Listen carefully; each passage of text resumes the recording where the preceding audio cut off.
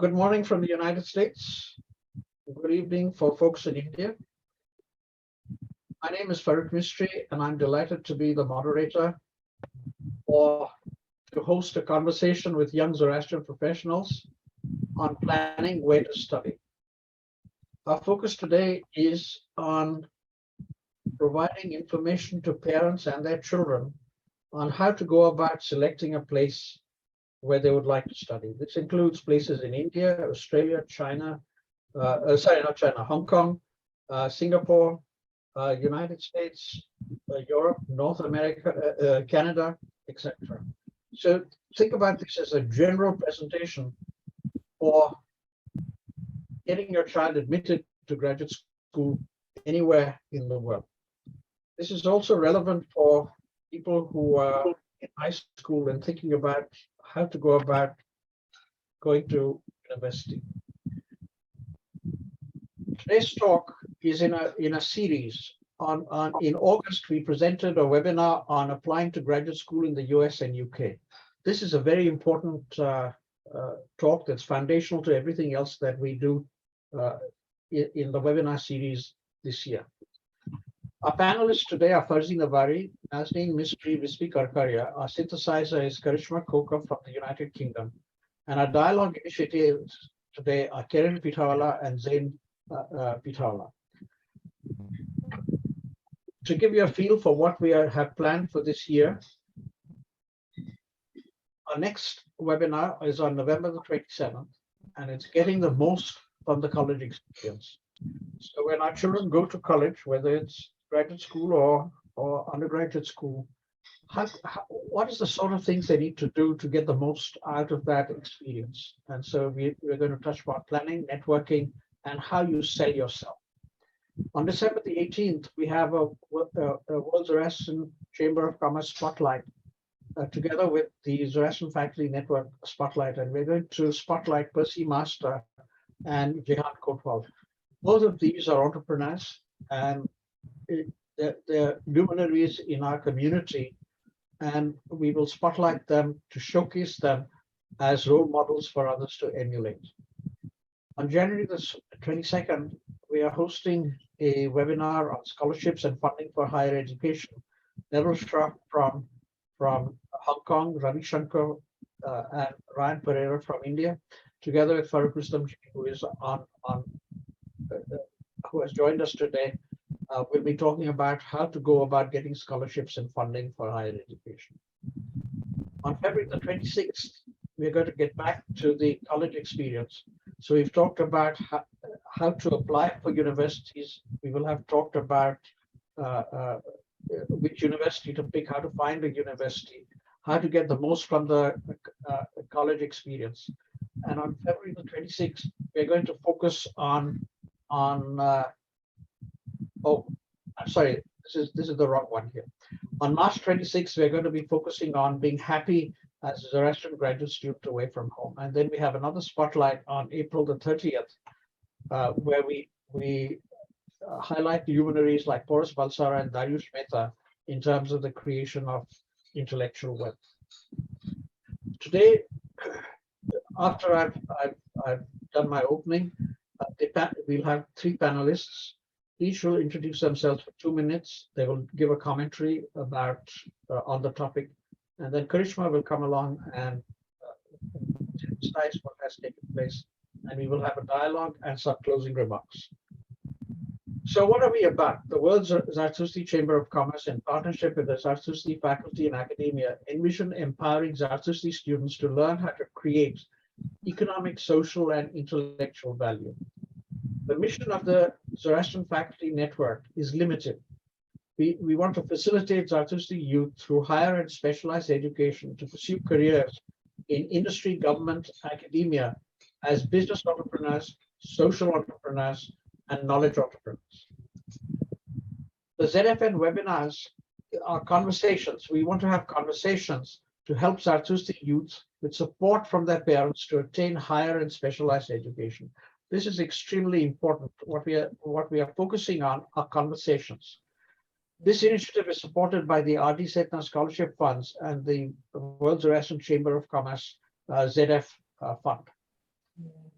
So with that, it is my pleasure to invite Vispy Karkaria to uh, share with you his views on how to go about selecting a place to study.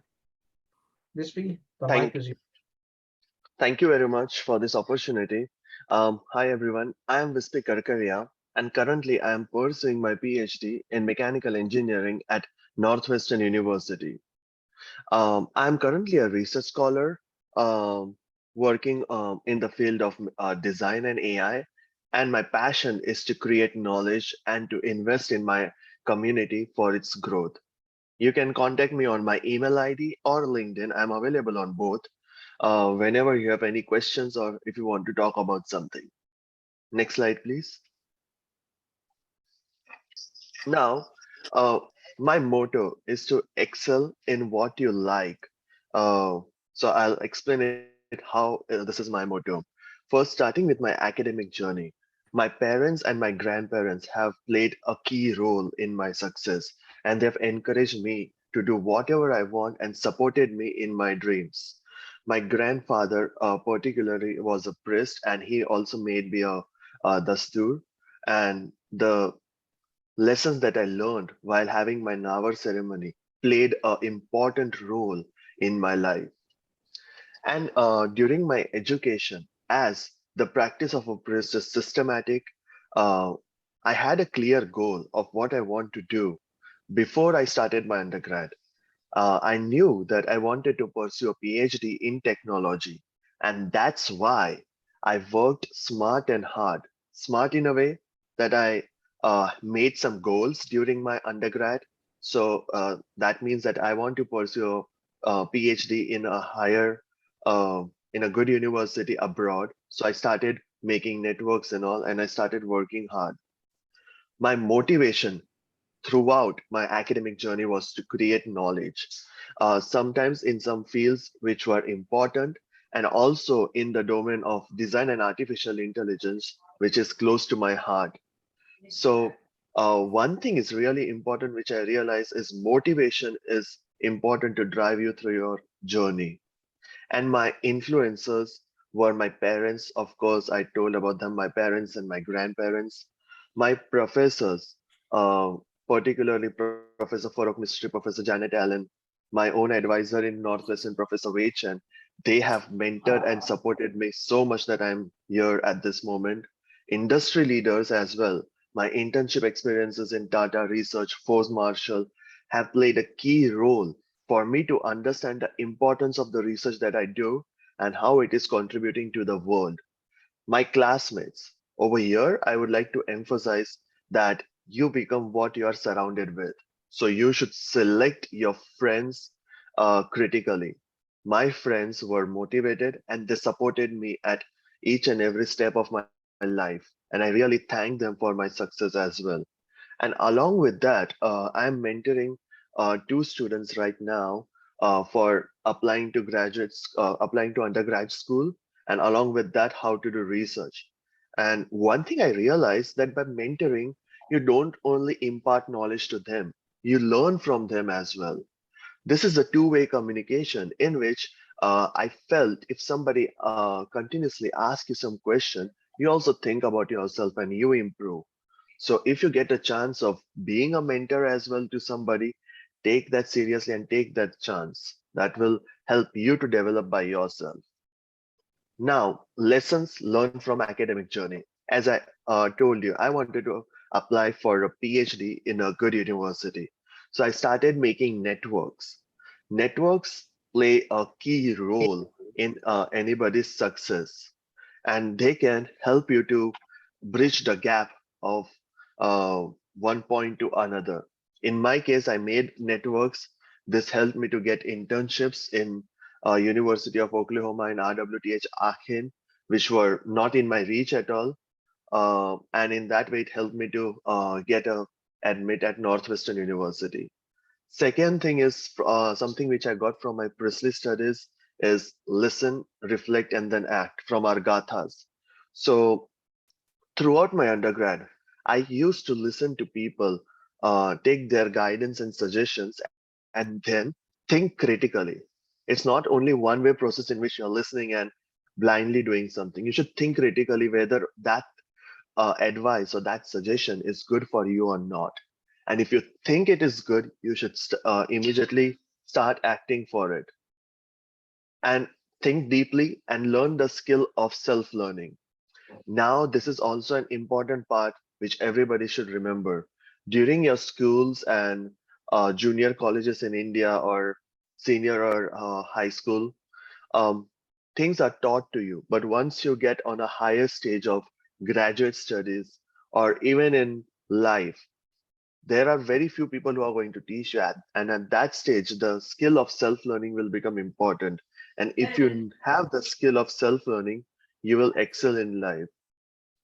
And along with that, I one more important lesson that I got was to learn by reflecting on what is on doing guided by Asha. So learn from your own success, learn from others' success as well. Take takeaways every time. Don't be happy. Oh, I got a success. Everything is fine. You should keep on learning and improving yourself. Improvement should be a constant in everybody's life. So on planning where to study, uh, for everybody over here, if you want to apply for a PhD program, you should see for universities who are doing good research. You can go on Google Scholar or you can even see your rankings. Rankings are not always true. You should check the rankings of your own field, but along with that, see the professors in that university as well. United States have great PhD universities, and along with that, Germany and Canada. So I knew the value what I wanted from my graduate degree, and I'm here today. You should also study the job market and the research value of the place. Um, for example, Singapore has great universities, but in some sectors, there might be few job opportunities, and in some sectors, Australia might have good job opportunities. So you should have a balanced study of uh, what job opportunities are there in that country. And along with that, what research value? For me, the research value was important, so I checked the H index of the professors in a university. I also checked the research facilities that they had. So that was one of the key points of my decision making. Think about scholarships and return on investment. Graduate schools can be expensive, and particularly in United States, it's really expensive. But with that expense comes many opportunities for scholarships. PhD programs are free, fully funded, and you will be paid for it as you are supporting the university by creating knowledge. But even for masters, there are many scholarship opportunities, and we'll be having a webinar on ZFN network about scholarships, so don't miss that. So that's also an important point about deciding where to study. And you should also have a perfect balance of cost of study and finance. You should think, if I invest in this particular masters, will it be useful for my future or not? So that's also a key point that everybody should remember. Now, some suggestions that I would like to give to young Zoroastrians is excel in what you like. One thing I realized in my life is um, if you do what you like and if you work in a field that you love, you will of course excel because you will automatically give efforts to it. So that's my key suggestion. Connect to your community and be active. Trust me, our community is super good and nice. If you connect with them and if you contribute to the community, somebody from the community will help you out again. And in that way, you will progress. So remember that. And as much as possible, as a priest, I'm telling it will be useful to everybody. Take some life lessons from our religious scriptures like Gathas and take them as a way of living, and you will excel in your life. With that, I would like to pass it to Nazneen. Thank you. Thank you so much, Vispy. I'm Nazneen Mistry, and I'm currently located in Houston, Texas. I pursued my BCom and MCom Part 1 from University of Mumbai back in India.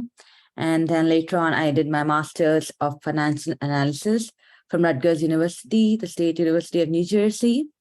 And I'm currently working as a financial analyst with a CPA firm. and I'm here to assist the youth to achieve their goals. My contact details are mentioned over here. You can always shortly reach out to me via email or LinkedIn.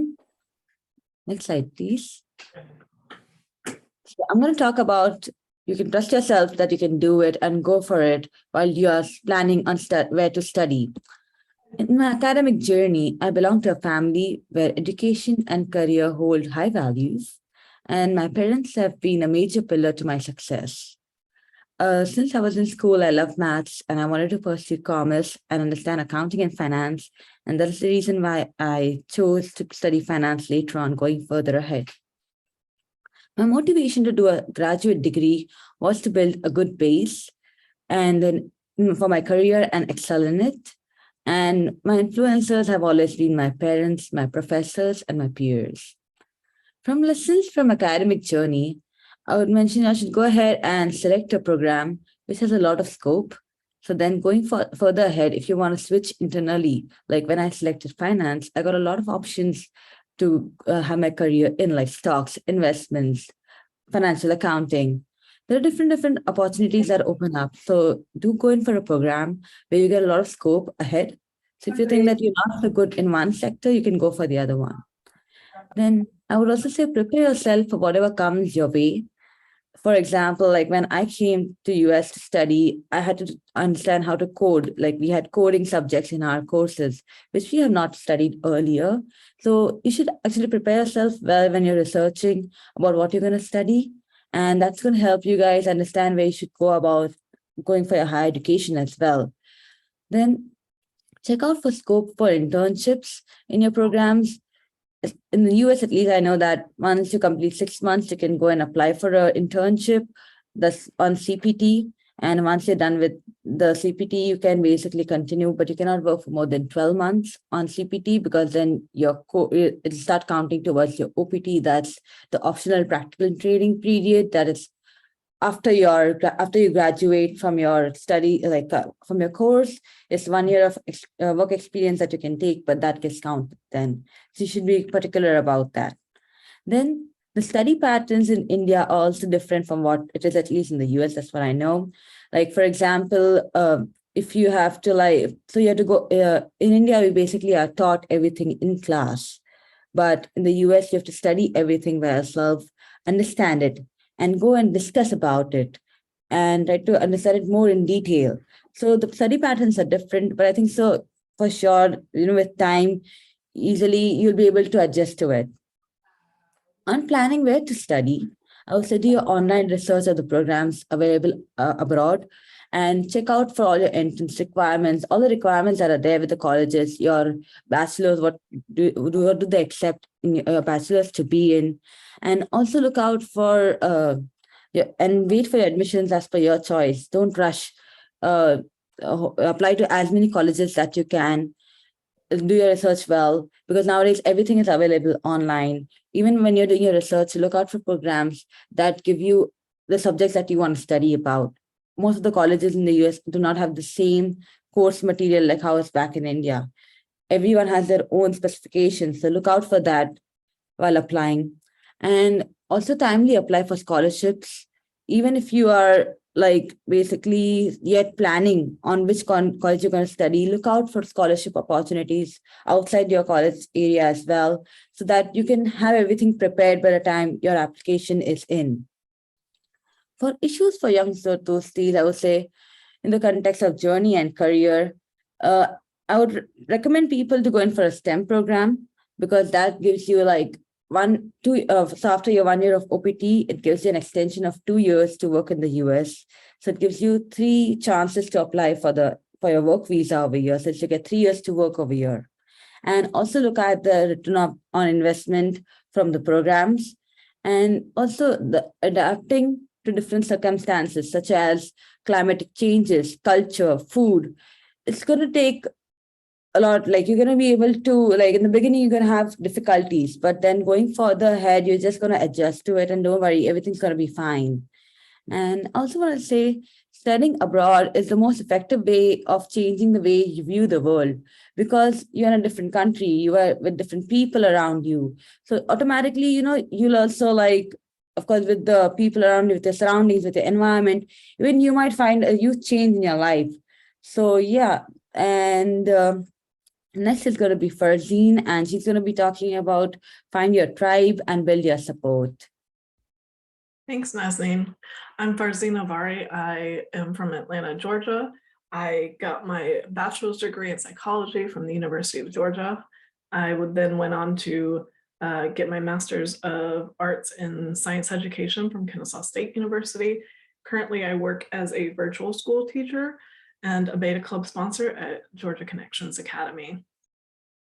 My passion in life is to watch people grow, learn, and thrive. So here's my email address and my LinkedIn if you want to contact me. So before you decide where to study, you must first find your tribe and build your own support system. My educational journey starts at home, where education was always the center of our household. My parents always were supportive, even if sometimes we disagreed on what I should study in college. I started my undergraduate degree as a chemistry major in pre-med, and I really enjoyed learning chemistry, but with every learning opportunity, I found myself teaching. So I decided to change my major, and I like to say that education chose me. After pivoting my career track, I earned a master's in science education. My motivation for getting a graduate degree was I felt like learning was always the constant, and there's always more to learn and ways to improve your craft. I am always looking for ways to be a better teacher and help others improve their craft as well. One day I hope to teach future educators. The best lesson I've learned is the importance of surrounding yourself with kind, compassionate, intelligent people. When you have a group of people who can help support you through life's every struggle, you'll never be alone to figure it out on your own. So be sure to learn from all of your experiences, both positive and negative. Be reflective and make adjustments when things aren't going well. It's okay to change directions and to make adjustments accordingly. When planning where to study, my suggestions would be to create a spreadsheet and include the criteria that's important to you in your career plans. Also, reach out to professors and students at the universities that you're interested in and begin having conversations with them about your career plans and about their research. Invest your time in building long-term relationships with people who are in the same field as you. One criteria I wish I had considered more when I was looking at colleges was financing. My tips for young Zoroastrians is to always ask questions to your support system. I start with being reflective about the challenges that I'm experiencing. Then I have conversations with my parents, with my friends, with my trusted group of advisors that I've selected to support me. After having conversations with multiple people, I then spend some more time reflecting on these conversations before I make my own decision. My last tip is always remember you are the company that you keep. You are, I always focus on surrounding myself with kind, compassionate, intelligent people because it's these people who make me a better educator, a better leader, and a better person every day. In my support system, I include my parents.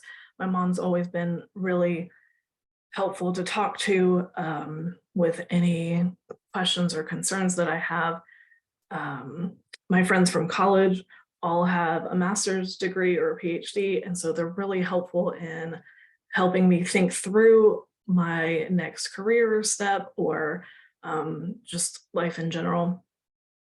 My fellow teachers are also a part of that support system because I can talk shop with them and get their advice on how to become a better educator when I'm having trouble. I've made friendships with people at the Career Center at the universities that I've been at, And even though they've moved to different universities, that we have kept up our conversation and our relationship because we invested time in getting to know each other. And lastly, most recently, I've built a network with the Zoroastrian youth of North America, and there are dozens of young Zartustis who have become part of my support system because they're able to understand my cultural values, and we support each other throughout the year as we embark on different journeys. So next, I will pass it on to Karishma to summarize. And thank you very much, Ferzin. So my name is Karishma Koka, and I'm in London and run an Academy of Learning and Development with my mother, Jeru. With a background in neuroscience, what we do is apply the systems neuroscience approach to individuals and teams so that we bring people together for the greater good of all, but help each person to become better versions of themselves and therefore stronger team players. In the next slide, let's look at what the ZFN is about and put into that context what each of our panelists have said today. So as the panelists have sown the seeds to facilitate the dialogue, please start putting your questions into the chat box so that the dialogue initiators and the panelists can then bring those questions out through the conversation. The guiding principle of the Zarathustra Dana is about building knowledge, about learning, and about spreading happiness and harmony with contentment. Fundamental to this is the emergent property of the synergy between intellectual, economic, and social value. And when we seek to maximize the nexus between these three values, what emerges from that is the ability to advance development that sustains, that is based on righteousness through good action. To me, that is the definition of Frasho Kerti. As you reflect upon your own journey, let us just pull together a few threads from each of the speakers. Vispy's focus is on excelling. And in order to excel, there needs to be self-learning. He takes inspiration from the Gothic verse Yasna 30.2, which guides us to listen, both to the inner voice, to people around us, and to development and lessons from each experience. Therefore, learning by doing. In addition, he says he has connected with people right from his undergraduate days through his own projects and through community work. Both Vispy and Nazneen talked about understanding the professional roles one aspires to. Nazneen focused on making timely actions, but also being systematic while learning how to adapt in a new environment and taking lessons from that on an approach to life that is more universal, an international approach to life that allows us to adapt to change. This ability to adapt is one of the most important Amesha Spenthas, achieving Purvatat, perfection with both adaptability and resilience. Thank you, Nazneen. Ferzin already guides students the way Vispy has been guiding students, and so has Nazneen.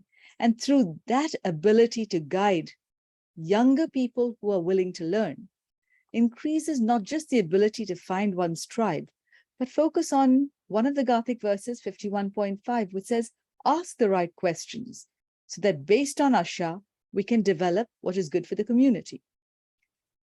And this concept of building wisdom through learning and asking questions is something Ferzin does through Zaina. So what we've seen through all the speakers we've heard today is how the basic principles of being systematic, learning to learn, both through self-learning and by building the network, are actually the Amesha Spenthas in action. So with a good mind, we try and build wisdom that is based upon understanding the truth. Through these, we build that power through which we empower ourselves and empower others. Bahukshetra. Through that, when coupled with Spentarmaithi, benevolence and devotion, we achieve Hurvatat. And then it sustains through life, Ameritat. But the outcome of this, empowerment through education, and the nexus between all three values, intellectual, social, and economic, is what the World Zartushti Chamber of Commerce and the Zoroastrian Faculty Network seek to achieve, which is that development that sustains through good action, Frashokerati, or the United Nations and other people would like to call sustainable development coupled with CSR and GSR. So as students, we empower ourselves to then go on to take on roles and apply much the same things that we learn in the best management schools, universities, and through conversations with our parents and elders. So with that, may I hand over to our fantastic dialogue initiators, Kerin Pithawalla and Zeann Pithawalla, whom I request to introduce themselves. Kerin, first you. Thank you, Karishma. My name is Kerin Pithawalla and I am based in Pune. I am currently working as Business Technology Associate at a professional services firm. I have graduated with a degree in Computer Engineering. So for today's panelists, I have 3 questions for each one of them. My first question goes to Ferzin. Ferzin, I am actually interested in pursuing my career as an entrepreneur. So when I'm applying for graduate studies, how important are the university rankings compared to the exposure that particular university might give me to my own interests? Thank you. So one thing I would suggest is when you're looking at university rankings, they are ranking themselves against each other. And not every university is going to provide you with the support that you need based on your content area. So I personally would create my own spreadsheet and list the criteria that's important to me. And based on that, I would evaluate those universities.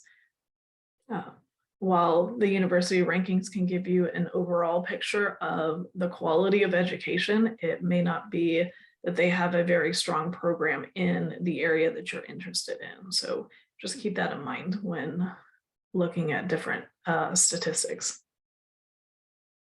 Thank you, Ferzin. So this shows that it is important to have an individualistic approach while looking for universities rather than generalizing the colleges. So my second question is for Vispy. Currently, I'm taking a gap year to pursue, to get some corporate experience. So when I'm planning to apply for these applications, what timeline do you recommend following? That's a great question. And my advice would be to apply as soon as possible and as early as possible. The reason behind this is that you will have to first select some universities to which you want to apply, and there are more than 1,000 universities. So you'll have to jot down, make notes which universities to select. Then you need to write your statement of purpose. You have to create your resume. This all takes time. And another advice I would like to give is for universities, the deadlines might be 15th of December or 15th of April, but they will prefer your application if you submit as early as possible.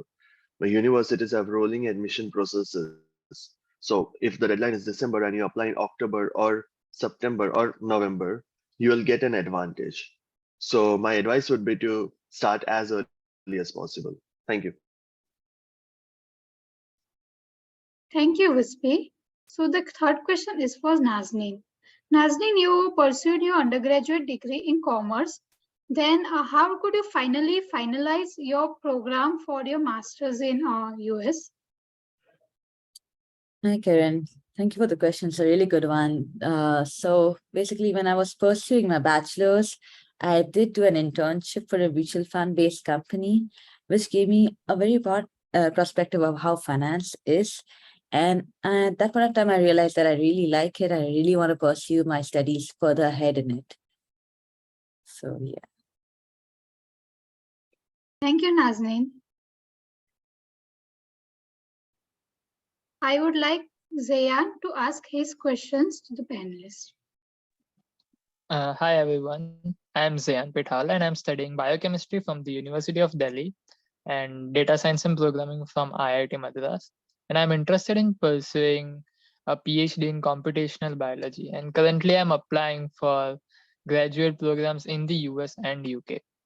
So my first question is to Vispy. Like you, even I was brought up in a religious family. And when you said that take life lessons from our religious scriptures, you added a completely new dimension towards planning where to study. So can you elaborate more on that? Thanks, Zian. That's a great question. Um, to answer this question, I would connect it with my life. I went through a process, an hour process through which I became a priest. And that process taught me the importance of being systematic and structured.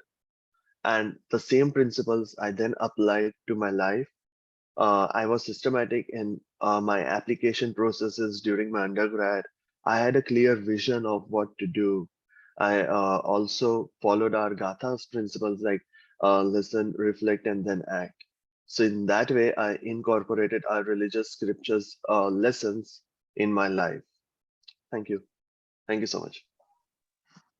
Thank you so much for answering my question. So basically, like listening carefully and then reflect and then act. Yeah, they are the core values, and okay, that's how they helped you successfully get into Northwestern. So Yeah. my second question is to Nazneen.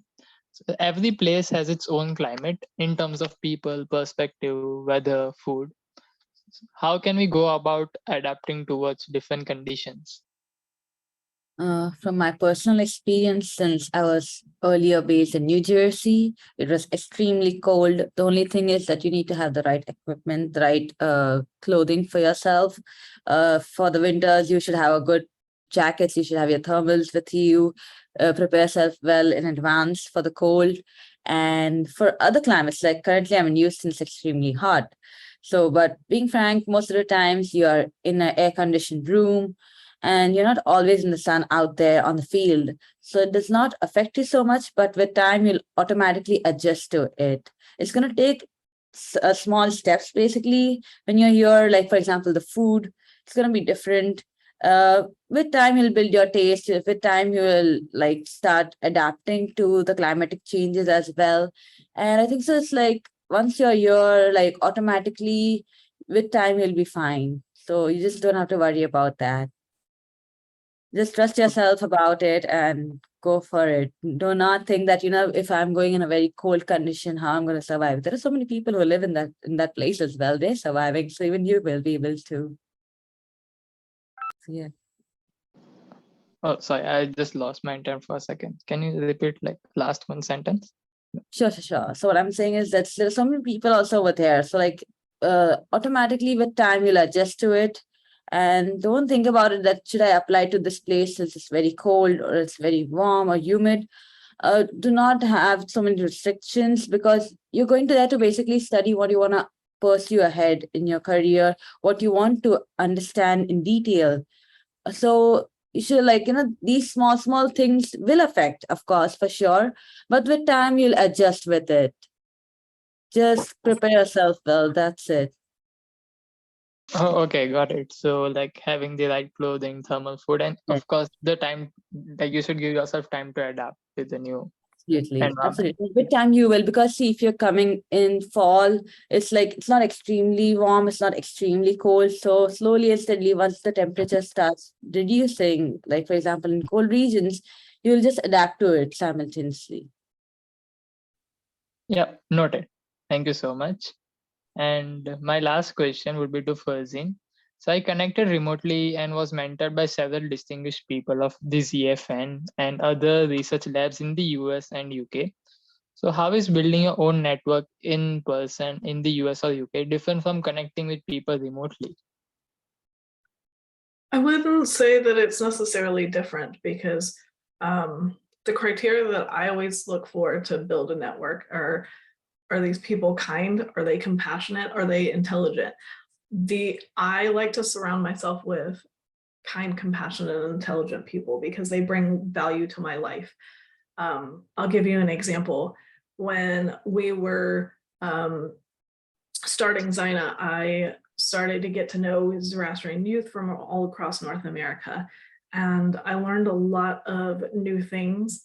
I met some people who are graphic designers, and that's just not my area of expertise, but they were able to teach me how to make graphics, and I've used that at work.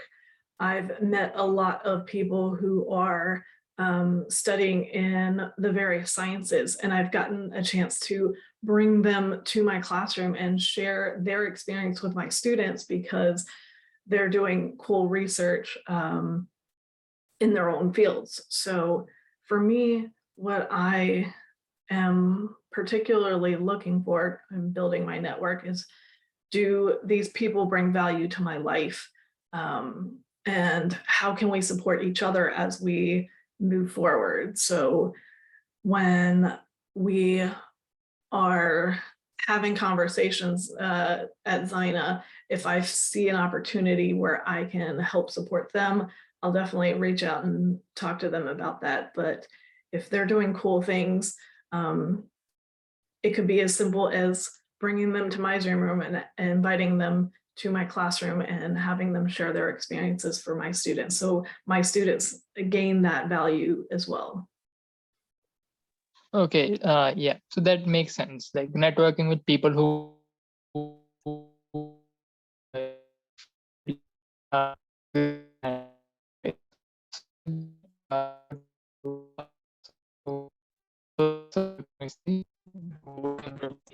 such.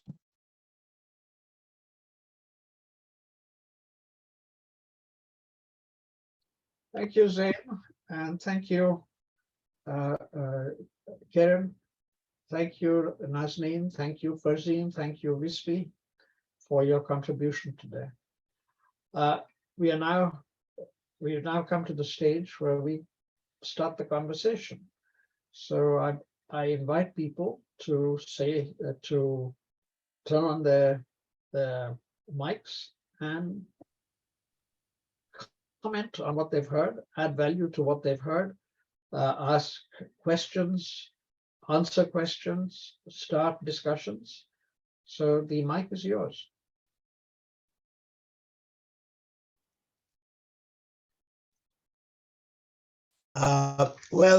This is Rustam Engineer. I really learned a lot of interesting things because I came to this country as a student almost 50 years ago, and things were different, and motives were different also to some extent.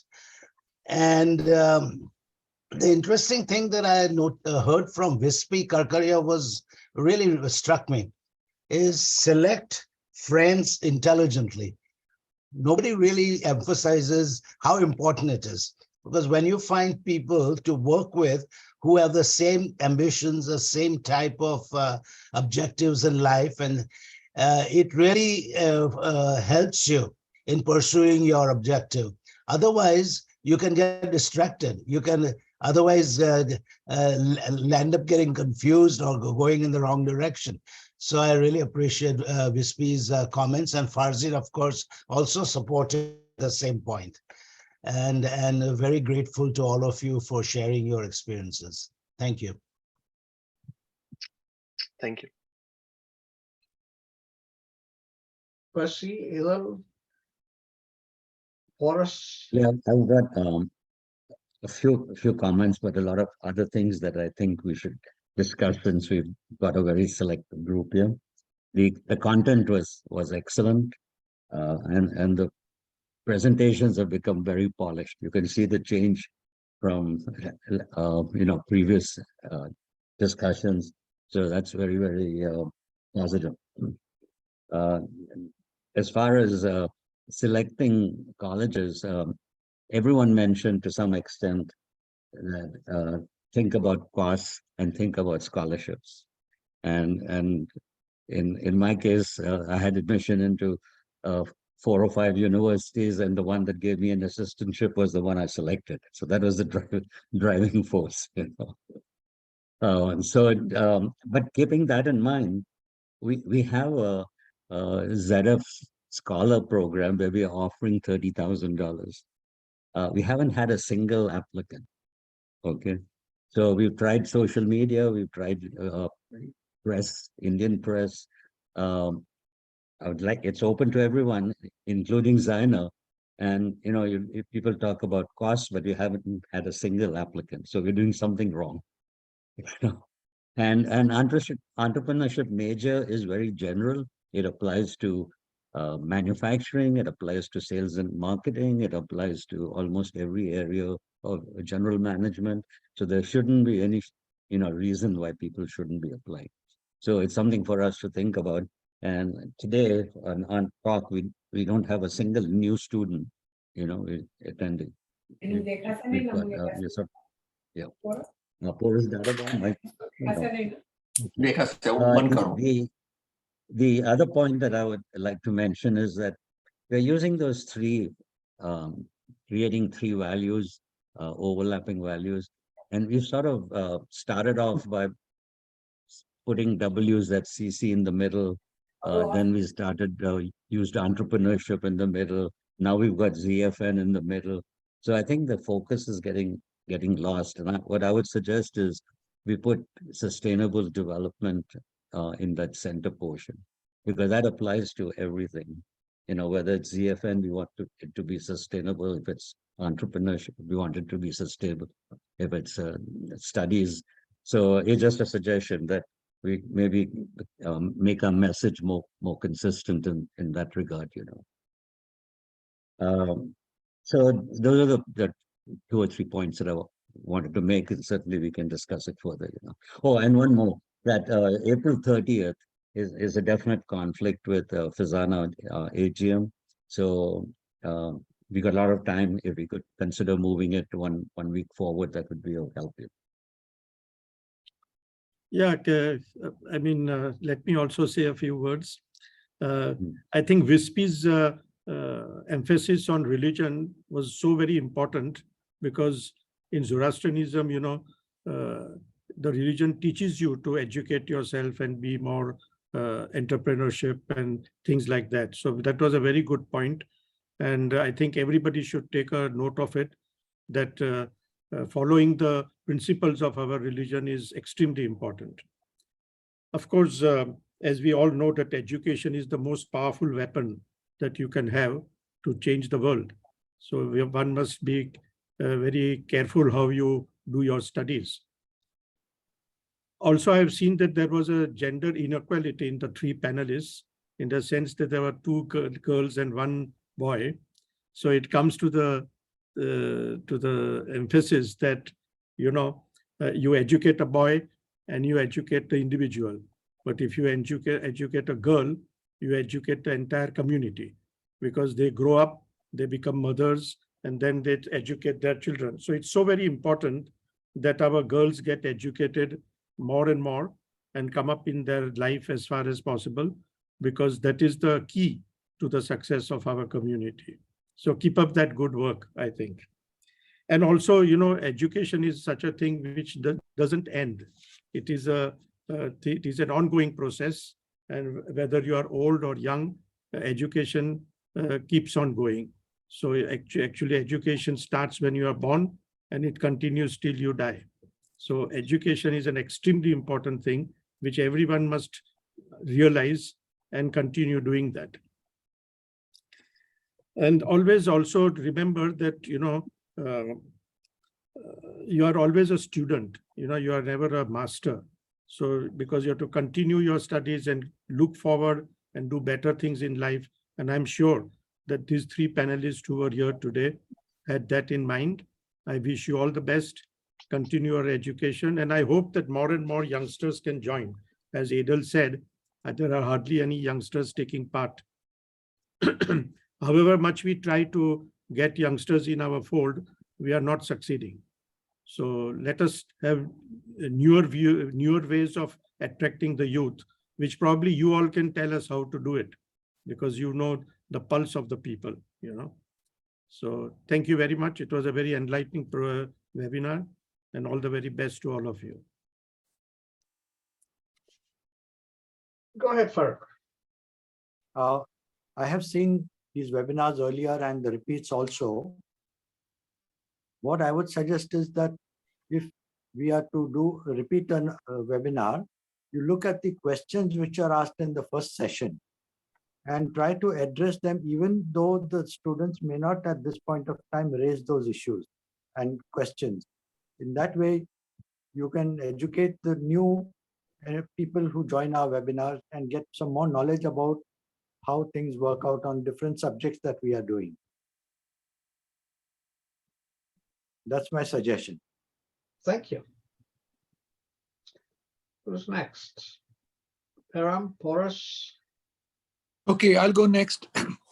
First of all, I want to be in harmony with the previous two speakers, Percy Master, his emphasis on WZCC has two words in the beginning. Before it becomes Chamber of Commerce, it is a world Zartushti. And that is the takeaway for me from this session that I heard from Northwestern University and how the Nawad experience for Vispy made a difference in his structured life. Now, the other point which was made by Adel Davar in terms of strategy and focus is also very well taken.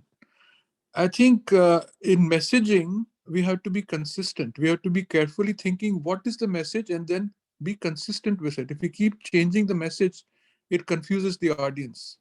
And his suggestion of putting sustainability in the center of the nexus appeals to me a lot, because it covers all different sections that we are trying to emphasize, whether it is ZFN or economics or whatever. If you put sustainability in the middle of that nexus, it'll work well. In terms of attracting more students to this kind of webinar, there are many issues in terms of what we do well and what we don't do well. And we have to self-analyze and see where we are failing and where we can improve. And I would submit that we have some kind of a feedback loop from people who have attended in the past to tell us how to improve. My earliest point is that we should have plenty of lead time. There's a lot of competition for our time. And if you get these webinars advertised 6 weeks or 2 months in advance, maybe through social media, Rashna Sanjana is doing a great job from WZCC. Now there's a professional employed in that, thanks to Percy Master. We can leverage that resource provided by WZCC to advertise these webinars. So thank you very much for a very polished presentation, and I look forward to continuing to remain engaged. Thank you, Param. Porus? Yeah, I thought all the presentations were excellent, especially the presenters. The question is an open question. Why not aim for the top 4, Stanford, Berkeley, MIT, and Harvard?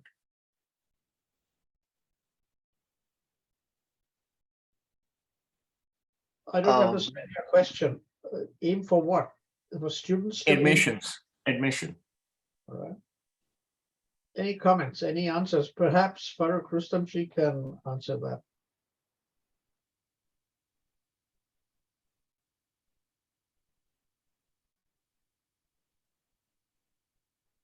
Okay. So Farrokh, I'd like to, Farrokh Rustam here. I'd like to make a comment on your last question. First we need to know who our audience is, or what kind of audience we really want. And I'm sure we know and we have a good idea about it. But do we have a list, or do we have a place where we can say, this is where my audience lies. This is what they are. This is what they look like. And then we go create our programming. Now, do we have a place, or do we have an organization, or something like what Farrokh Rustamji works in environment, where he gets to meet people and all the applicants who apply, as well as in the universities in India? Because if we don't know our audience, we will be just guessing a lot of things. And like porous to mention, if we start aiming at Stanford and Harvard and things like that, and the audience is not really ready to accept that level of academic achievements, then we are not really reaching them or helping them at all. Thanks. Any other comment? Well, to answer your question, Rustam, Farrokh Mistree tells us that he gets about 10 Zoroastrian students a year that apply to his trust for funding to go overseas. And so double that and say there are about 20 Zoroastrian students from India, now from around the world, a different story, who are interested in making it happen. And to answer your question for us, we have advertised and let people know that we are here to help people apply, prepare their applications for institutions that they are able to get to. Karishma and I have worked with a number of students who just want a master's, At Stanford, no financial support is given for a master's degree. None, zero. You cannot get it. The way Stanford works is that for 1 year, you take courses over 4 quarters, and then the professors pick out the students that they want to continue for a PhD. And if you go along and say, all I want is a master's, unless it's in the professional domain, the chances of getting in are very, very small. The second thing that happens is that people are very keen to leave India and settle down abroad. It is much easier, and all they want to do is to get a degree, hell-bent, or whichever it is, get some degree to continue staying abroad. Canada is a much better place for that to happen, and Karishma and I have encouraged people to apply to Canada instead of the United States, because it's very difficult for some of them with relatively low GPAs to get a master's and then settle down in this country. It's very difficult. So there are many factors that come into it. So it sounds good to say, yes, let's go after MIT, Stanford, places like that. And certainly we are available. Porous Balsara, for example, is involved in this as well. Nosher contract, I haven't yet pulled into making this happen. But these are the things that we're looking at. The people who want to study need to have the ability, grades to be able to apply to these places. Yes, somebody raised a hand. Jaru, go ahead. Oh, Karishma. Thank you, Farrokh. My specific answer to this very, I'd say, enlightening question, because it helped us all think, that Mr. Dadabhoy raised, is this. What Vispy said or hinted at, to match one's interest and one's ability to excel with the particular course, that is the key. And this needs to start very early in life through conversations with one's parents and constant learning, and by absorbing what is around us, the concept of sarosha, listening to what's going on around us.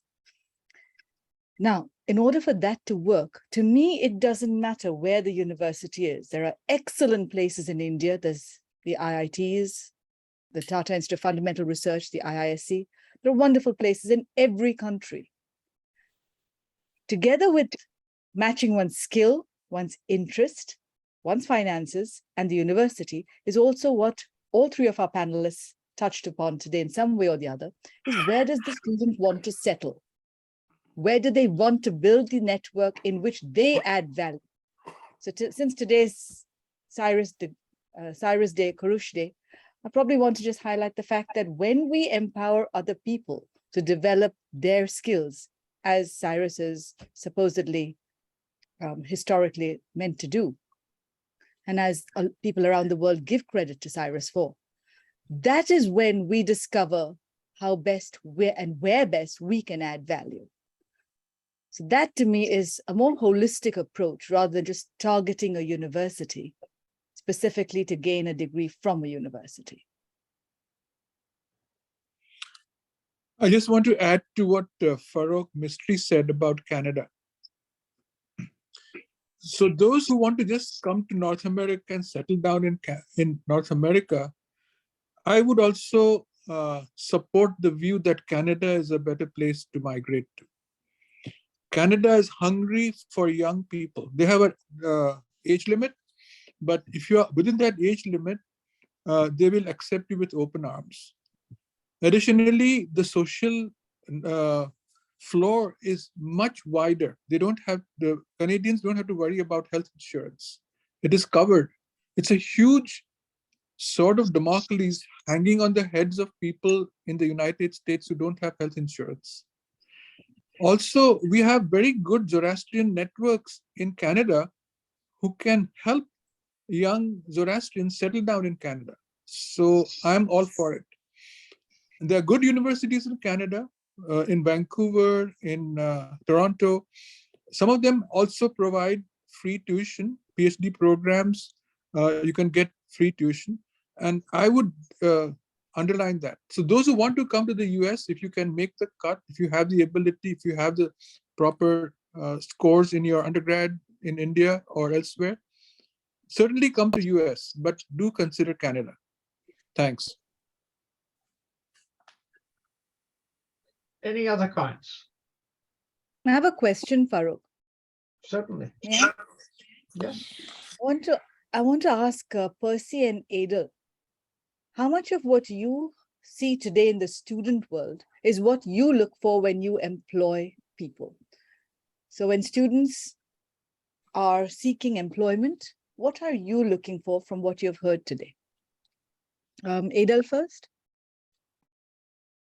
Yeah, if I'm looking for someone with, in my company, we were relatively small.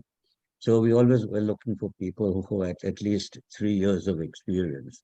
We didn't have the luxury of having someone straight out of college and then spending a couple of years training them. So our reference, it wasn't an absolute rule, was someone with a couple of years of experience, 2-3 years of experience, and really track record was what you did in the past was the best indicator of what you were going to do in the future. So, track record was extremely important. And thirdly, just chemistry, the way they either completed the resume or how they behaved in the interview. It's just a sixth sense saying, hey, he's the one for us, or she's the one for us. Thank you. Percy? Well, I second what Adel says, but in our company, group companies, we have a policy of giving first preference to Zarthustis. And unfortunately, we are not getting them to come forward. And, I think that zeal, that focus on doing and advancing your career is lacking in the Zarthusti youth. I'm sorry to say that, but you can see that so many programs we are having, even in our WZCC, and very, very disappointing attendance from our youth. So I don't know how to go about it, but I have come to the conclusion that I'm going to now attack the Zing organization, which has about 2,000 youth with them. I have got an inroad with their president, and now I'm going to see that we advertise all our WZCC activities in that area and see whether we can attract some youth to come forward and, advance their careers. I think that higher studies, only people who go overseas, who have got focus and they want to go overseas, they do that. But locally, we are at our youth as it is not so many youngsters now, but whoever are they are not able to focus on their career the way we used to do in the past. I'm sorry to say that, but that is the ground reality. So, could I make one more comment, please, Farrokh? Certainly. I wanted to compliment Ferzin Avari. Recently, I attended one of the sessions that she had created for the youth in North America, where she had a panel of mentors talking to students in high school, teaching them how to prepare themselves for college. And then they had a second one for college-going students, how to apply to college. So this is a very beautiful initiative by the Zoroastrian youth of North America. And it was a real pleasure for me to see how she's showing leadership in that area. And I wish that kind of model can be replicated in India or elsewhere in the world, what Ferzin Avari has done in North America. Thank you. Thank you. So now we come to the closing session of this webinar. And I invite Ferzin to offer some closing comments. So I am just kind of looking for ways to help support Zoroastrian youth. So with the workshop that Bayram Uncle mentioned, we have youth leading and bringing content to their peers or kids that are slightly younger than them. And I found that that's a little bit more successful sometimes. We all have our parents and parents' friends that are willing to provide advice, but sometimes it goes over a little bit better when it's coming from the youth themselves. Thank you. Nazneen. As you mentioned earlier, for most of the students, it's difficult for them to attend the sessions on Sunday evenings back in India or Pakistan or the other countries. I would say even if you are going through these sessions that we are posting on YouTube, that will be really good. You guys can always reach out to us at our contact details that I mentioned. And even if you cannot attend the sessions, we'll be happy to be on one-on-one conversations also with y'all. So I just want to let them know that we are here for them. Thank you. Vispy. I would like to say that this was a great webinar for me and for everybody to learn something from. And I think this webinar is going to be posted on YouTube as well. So if anybody wants to connect with me or anybody on this panelist, they are free to contact, and we would like to give as much time as we can to help you, empower you to achieve the goals of your life. Thank you. Thank you. Percy, since Yazdi isn't here, you would fill in for him.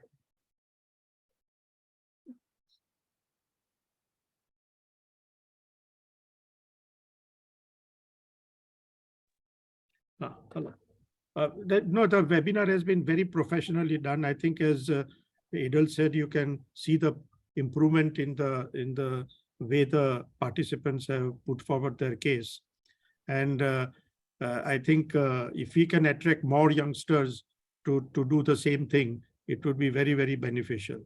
And I think that should be our aim now, to attract more youngsters to come forward and take part in the education facilities which we are trying to provide, and see that our community progresses. That's all that I can say. Thank you. So I want to thank everybody for the participation and the dialogue and the discussion. I take the point about in our laboratory, we talk about the development of economic, intellectual and social values. And at the very center, we have sustainable development. And so the research that we are doing is sustainable development as an evolving cyber-physical social system. The reason we have put WZCC and ZFN in the middle is because ZFN, these are the values that ZFN has adopted recently in the past 2 years. So ZFN is the facilitator, and that is why that badge has been put out there. This then becomes a way in which you can market what WZCC does. if we put sustainable development, anybody can do it. Whereas by putting in WZCC, it is something that you can use for branding, but that's what you're doing. But I take your point that one is really looking at sustainable development, and it ties in with the United Nations 17 Sustainable Development Goals, etc. So I think a discussion would be appropriate in terms of saying, for branding purposes, should we use this? For other purposes, development purposes, should we use another logo? But for branding purposes, I would suggest that having WZCC in the middle is an extremely important idea for the World Zoroastrian Chamber of Commerce. The issue that was raised earlier about changing the times, I'm open to that.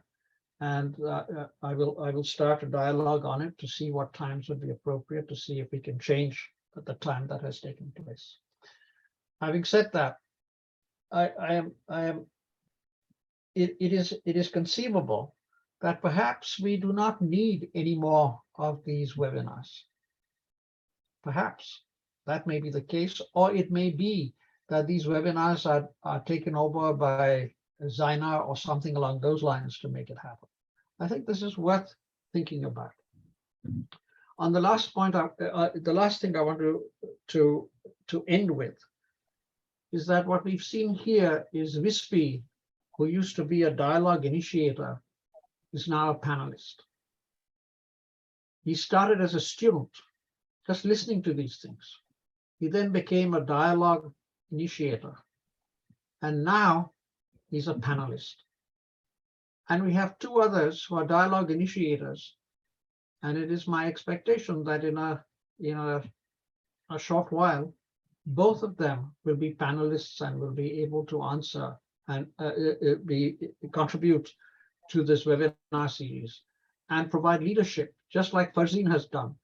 From here, gone on to Zaina and initiated her own session to connect with the youth. And she works with a very interesting person who I know, whose father I went to school with in India, Dinsha Anklasaria. He's an educator also. So these two educators between themselves did a phenomenal job in connecting with the youth and stuff like that. Their slides were fantastic. Nothing like this. They had pictures, they had all cartoons, they had all sorts of stuff that was absolutely gorgeous. So I think we've got a lot to think about, and I will initiate the dialogue with the leadership here, and I will include Rustam into that. And so with Ferzin, Vispy, and everybody else, so we can talk about it to make it happen. So with that, thank you all very much. Look forward to seeing you next month. And thank you, Karishma. Thank you, Ida. Thank you, Rustam. Thank you, Percy, for your continued support. Much, much appreciated. Thank you, Beram, for attending the dry run sessions and things like that, and Farrokh Rustamji for coming back and working with us again. I'm going to stop the recording, or Karishma, you can stop the recording and we can continue the dialogue without the recording.